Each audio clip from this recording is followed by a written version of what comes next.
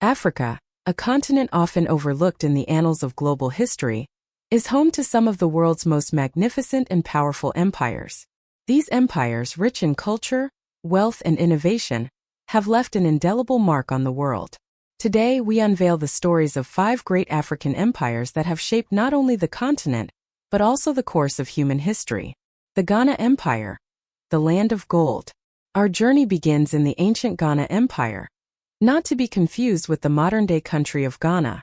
Established around the 6th century in what is now southeastern Mauritania and western Mali, the Ghana Empire was renowned for its immense wealth, primarily due to its abundant gold mines. The rulers of Ghana were known as Ghana, meaning warrior king. One such ruler was King Tenkamenon, whose reign in the 11th century epitomized the empire's golden age. Tenkamenon was not only a formidable warrior but also a shrewd diplomat. His court was a hub of commerce and culture, where merchants from North Africa and beyond would trade salt, textiles, and other goods for gold. Tenkamenon's palace was a marvel of architecture, with large halls decorated with intricate carvings and golden ornaments. The king himself would sit in a grand audience chamber, receiving envoys and merchants with grace and authority. His rule was marked by a keen sense of justice and administration, ensuring that the wealth of the empire was used to benefit his people. The untold story of Ghana, however, lies not just in its wealth but in its sophisticated society. The empire had a complex legal system, a highly organized military, and a network of trade routes that connected it to the wider world. Women in the Ghana Empire held significant positions in society, managing markets and owning property. The griots, or oral historians, played a crucial role in preserving the history and culture of the people through their storytelling. But like all great empires, Ghana faced challenges. In the late 11th century, the Almoravids, a Muslim Berber dynasty, launched invasions that weakened the empire. Although Ghana fought valiantly, it eventually succumbed to internal strife and external pressures, paving the way for the rise of the Mali Empire. The Mali Empire, the jewel of West Africa. From the ashes of Ghana rose the Mali Empire, founded by the legendary Sundiata Keita in the 13th century. Sundiata, often referred to as the Lion King, united the fragmented Mandinka kingdoms and forged a powerful empire that stretched from the Atlantic coast to the heart of the Sahara. Sundiata's story is one of resilience and determination. Born a crippled prince, he faced immense adversity from a young age. Yet, through sheer willpower and the support of his mother Sogolon, he overcame his physical limitations and led his people to victory against the tyrant king Semenguru Kanti. Sundiata's triumph at the Battle of Kirina in 1235 marked the birth of the Mali Empire. Under Sundiata's rule, Mali became a beacon of prosperity and culture. The empire's wealth was largely derived from its control of the trans-Saharan trade routes, dealing in gold, salt, and other valuable commodities. Timbuktu and Djenné, 2 of Mali's most famous cities, emerged as centers of learning and commerce. Perhaps the most renowned ruler of Mali was Mansa Musa, Sundiata's grandnephew, who ascended the throne in the early 14th century. Mansa Musa's pilgrimage to Mecca in 1324 is legendary, showcasing the empire's immense wealth. His caravan included thousands of attendants, camels laden with gold, and gifts that astonished the Islamic world. His generosity was so profound that it caused a temporary devaluation of gold in Cairo. Yet, the untold story of Mali lies in its intellectual and cultural achievements. Timbuktu's Sankore University attracted scholars from across the Islamic world, making it a renowned center of learning. Manuscripts covering subjects from astronomy to law were produced and preserved, contributing to the global repository of knowledge.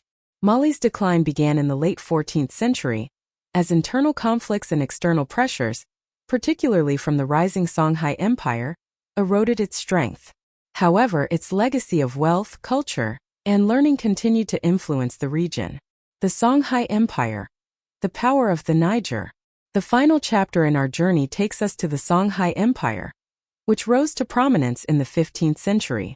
Centered along the Niger River, Songhai was the largest and most powerful of the West African empires, encompassing vast territories and diverse peoples. Sunni Ali Biyar, who reigned from 1464 to 1492, was the architect of Songhai's expansion. A formidable military leader, Sunni Ali extended the empire's borders through relentless campaigns, capturing key cities like Timbuktu and Jen. His rule was characterized by a strong central government and a powerful army that ensured stability and order. The untold story of Songhai, however, lies in the reign of Askia Muhammad, who seized power in 1493. Askia Muhammad's rule marked a golden age for Songhai, as he implemented significant administrative and economic reforms. He divided the empire into provinces, each governed by a trusted official, ensuring efficient management and control. Askia Muhammad also made a pilgrimage to Mecca, like Mansa Musa before him, and strengthened diplomatic and economic ties with the Islamic world.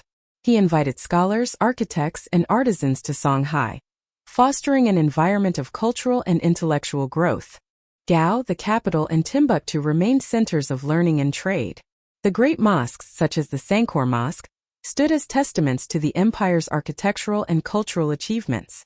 Scholars in Timbuktu continued to produce valuable manuscripts, preserving knowledge for future generations. Despite its strength, Songhai faced challenges from within and without. In 1591, the Moroccan invasion, armed with gunpowder weapons, dealt a crippling blow to the empire. The Battle of Tondabai marked the end of Songhai's dominance, as the invaders overwhelmed the empire's traditional forces. The Kingdom of Kush, the Nubian jewel. Moving further back in time, we find the Kingdom of Kush, which flourished along the Nile River in what is now Sudan. The Kushites, descendants of the ancient Nubians, established a powerful kingdom that rivaled ancient Egypt. Kush's story is one of resilience and cultural synthesis. Around the 8th century BCE, the Kushite king Pi conquered Egypt, establishing the 25th dynasty. The Kushite pharaohs ruled Egypt for nearly a century, promoting a renaissance of art, architecture, and religion. The untold story of Kush is its remarkable achievements in metallurgy and architecture. The kingdom was renowned for its ironworking, producing tools and weapons that were highly valued. The Kushites built impressive pyramids at Meroe, their capital, which served as tombs for their kings and queens. Women in Kush held significant power, often ruling as queens or regents. Queen Amanirenas is celebrated for her defiance against the Roman Empire. When the Romans attempted to conquer Kush, she led her army in a fierce resistance, negotiating a favorable peace treaty. Kush's decline began in the 4th century CE, as trade routes shifted and internal conflicts arose.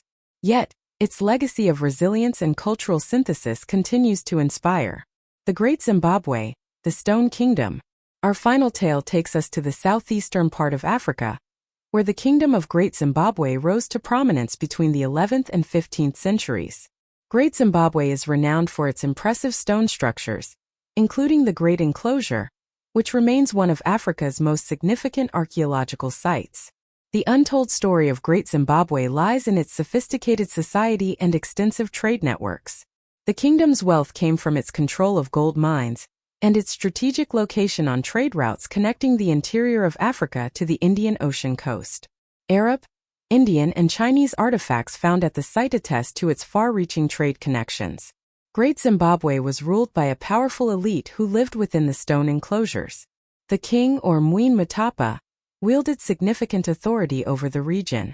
The kingdom's architecture, with its intricate stonework, reflects advanced engineering skills and a deep appreciation for aesthetics. The decline of Great Zimbabwe began in the 15th century due to environmental changes and overexploitation of resources. However, its legacy lives on through the impressive ruins that continue to awe visitors and scholars alike. Legacy and lessons.